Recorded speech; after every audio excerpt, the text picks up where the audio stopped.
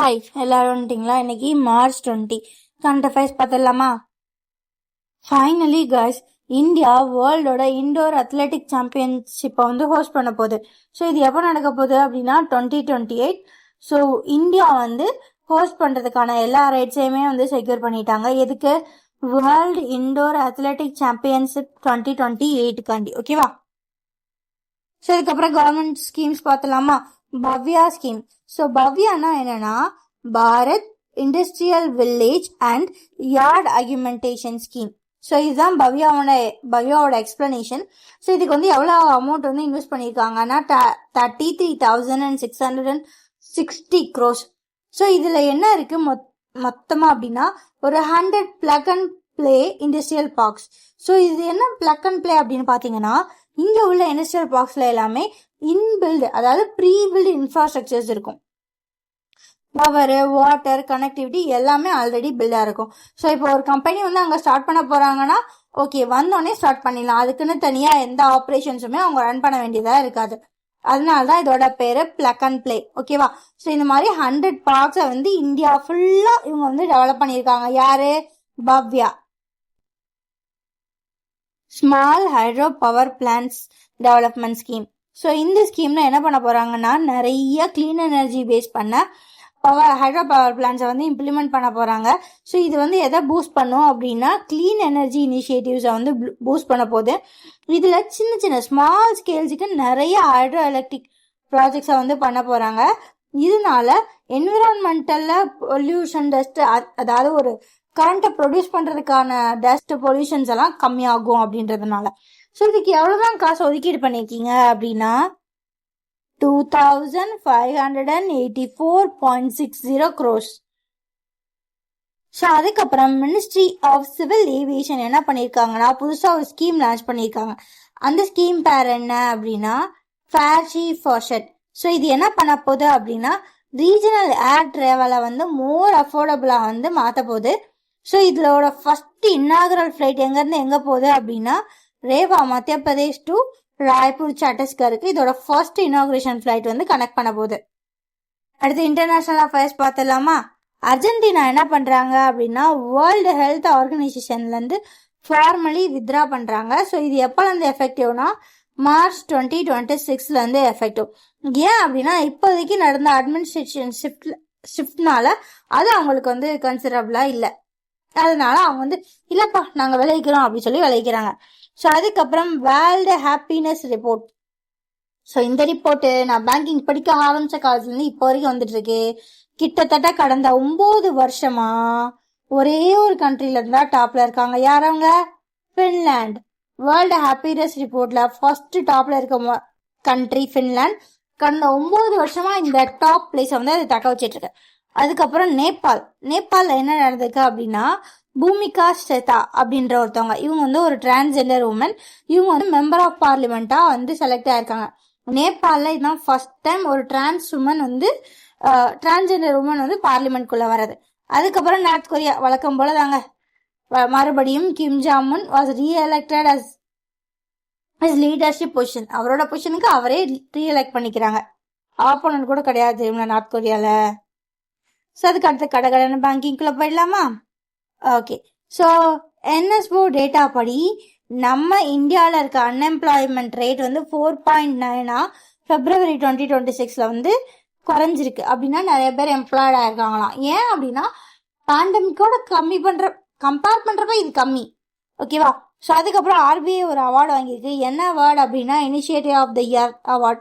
சரி, எப்போ இந்த ஆர்பிஐக்கு இந்த அவார்டை கொடுத்தாங்க அப்படின்னா ஆர்பிஐ இந்தியாவில் கொண்டு வந்திருக்காங்க ஒரு டொமைனு. என்ன டொமைன்னா .bank.in. ஸோ இந்தியாவில் உள்ள எல்லா பேங்க்ஸுமே இந்த டொமைனுக்கு தான் வரும். ஸோ அப்போ ஒரு நான் பேங்கிங் ஒரு வெப்சைட்குள்ள போறோம்னா இது பேங்கிங் வெப்சைட்டா இல்லையான்னு இதை பார்த்தாலே நமக்கு தெரிஞ்சிடும். ஸோ இது ஒரு செக்யூர்டான விஷயமா இருக்கும். டிஜிட்டலைசேஷன், டிஜிட்டல் பேங்கிங் அதெல்லாம் பொறுத்தளவு. ஸோ அதுக்கப்புறம் எட்வலிஸ் ஏஎம்சி. ஸோ இவங்க என்ன பண்ணியிருக்காங்கன்னா இந்தியாவோட ஃபர்ஸ்ட் ஹைபிரிட் பாசிவ் இண்டெக்ஸ் ஃபண்டை கொண்டு வந்திருக்காங்க. ஸோ இதில் எதெல்லாம் ட்ராக் பண்ணலாம் அப்படின்னா ஆல்ரெடி செட் பண்ணி வச்சு ட்ராக் பண்ணிக்கலாம். ஈக்விட்டியும் ட்ராக் பண்ணலாம், டெப்டையும் ட்ராக் பண்ணலாம். ஸோ அதுக்கப்புறம் RBI and pain capital. So RBI என்ன பண்ணியிருக்குன்னா பெயின் கேபிட்டலை வந்து முத்தூட் ஃபினான்ஸ் லிமிடெட்ல இன்வெஸ்ட் பண்றதுக்கான அப்ரூவலை வந்து கொடுத்துருச்சு. சரிப்பா பெயின் அவன்கிட்ட போய் இன்வெஸ்ட் பண்ணி அவன் மேல இன்வெஸ்ட் பண்ணிக்கோ அப்படின்னு சொல்லி அனுப்பிட்டாங்க. ஸோ அதுக்கப்புறம் national payment corporation of India international limited, so இவங்க வந்து யூபிஐ மெர்ச்சண்டா வந்து ஸ்ரீலங்காவில் வந்து அக்செப்ட் பண்ணப்பட்டாங்க. ஸோ இங்கேருந்து போற இந்தியன் டூரிஸ்ட் வந்து இந்த பேமெண்ட் பிளாட்ஃபார்ம் வழியா ஸ்ரீலங்காவில் வந்து நம்ம வந்து பே பண்ணிக்கலாம். அதுக்கப்புறம் அக்ரிகல்ச்சர் எம்யூ அண்ட் அக்ரிமெண்ட்ஸ் பார்த்துடலாமா.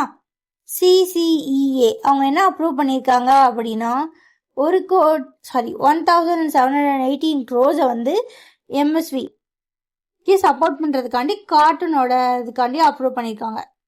அதாவது காட்டனோட மினிமம் சப்போர்ட் ப்ரைஸ்க்காண்டி இந்த அமௌண்ட்டை வந்து ஒதுக்கீடு பண்ணியிருக்காங்க. ஓகேவா.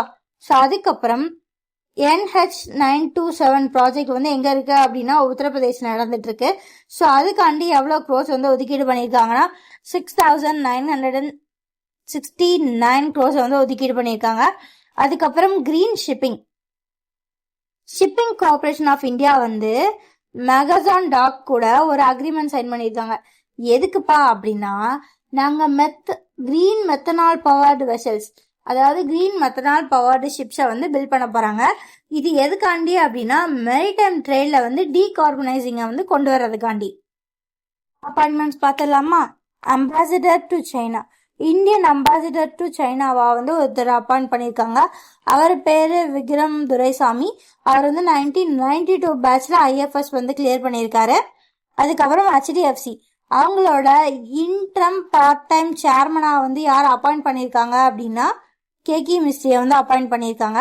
இவருக்கு முன்னாடி ஒருத்தர் இருந்தார் அட்டனோ சக்கரபூர்த்தி, இவர் வந்து ரிசைன் பண்ணிட்டதுனால இவர் வந்து இப்போ அப்பாயிண்ட் பண்ணியிருக்காங்க.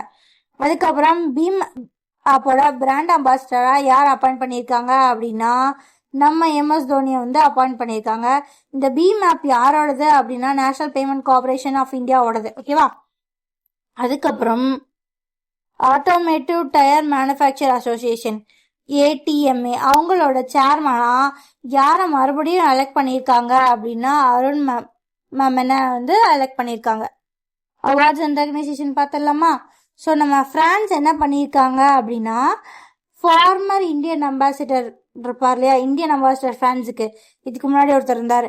அவரோட பேரு ஜவீத் அஷ்ரப்.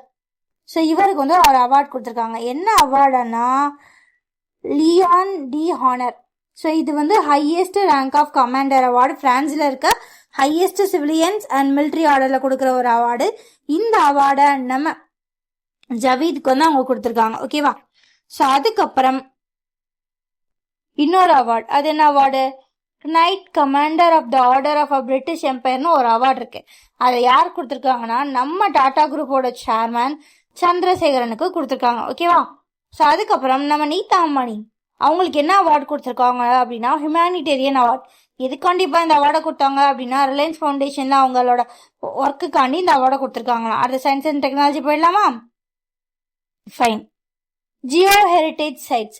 ஸோ என்ன பண்ணியிருக்காங்க அப்படின்னா உத்தரப்பிரதேசத்துல இருக்க கலிஜர் ஃபோர்ட் ஹில்ல வந்து என்னவா வந்து டிக்ளேர் பண்ணியிருக்காங்க அப்படின்னா நேஷனல் ஜியோ ஹெரிட்டேஜ் சைட்ஸ்.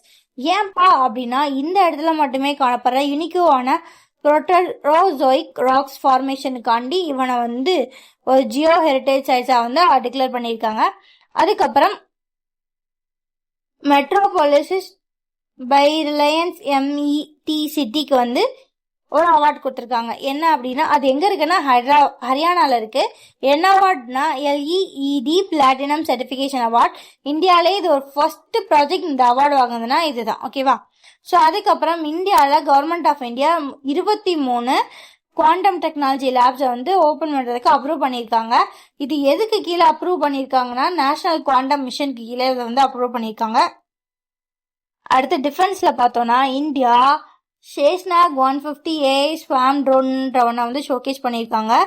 இது வந்து ட்ரோன் வெல்ஃபேர்லயே ஒரு பயங்கர அட்வான்ஸ்டான ஸ்ட்ராட்டஜிக் அட்வான்ஸ்மெண்ட் வந்து இதுல யூஸ் பண்ணியிருக்காங்க.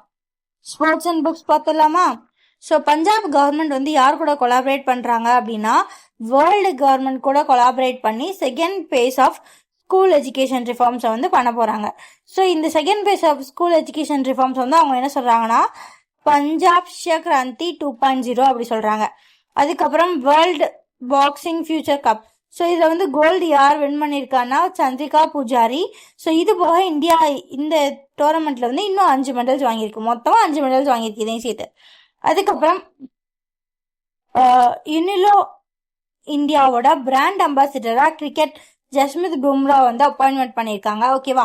ஸோ அதுக்கப்புறம் த கோல்டன் ரோட்னு ஒரு புக் இப்போ பயங்கரமான பாசிட்டிவ் இம்பாக்ட்ஸை வந்து வாங்கிட்டு இருக்கு. அந்த புக்கோட ஆத்தர் யாரு அப்படின்னா வில்லியம் டர்லிம்பிள். கஷ்டமான பேரா இருக்கு, நம்ம வில்லியம் டால்னு வச்சுக்கலாம். ஓகேவா. ஸோ அடுத்து இம்பார்ட்டன்ட் டேஸ் அண்ட் மிஸ்செலேனியஸ் போயிடலாமா. இன்னைக்கு மார்ச் 20, இன்னைக்கு international day of happiness. Right. இதோட தீம் வந்து happiness for all and forever. இதுதான் தீம். ஸோ அதுக்கப்புறம் இன்னைக்கு முக்கியமான டே வேற என்ன டேன்னு பார்த்தா வேர்ல்டு ஸ்பேரோ டே. இதோட தீம் ஐ லவ் ஸ்பேரோஸ். ஈஸியா இருக்குல்ல, இந்த மாதிரி ஈஸியாக தான் நம்மளுக்கும் நல்லா இருக்கும். ஸோ அவ்வளோதாங்க இன்னைக்கு கரண்ட் அஃபேர்ஸ். இதே மாதிரி நாளைக்கு வீடியோவில் பார்க்கலாம். இந்த மாதிரி நிறைய வீடியோஸ் பார்க்க நம்ம சேனலை சப்ஸ்கிரைப் பண்ணிடுங்க. பாய்.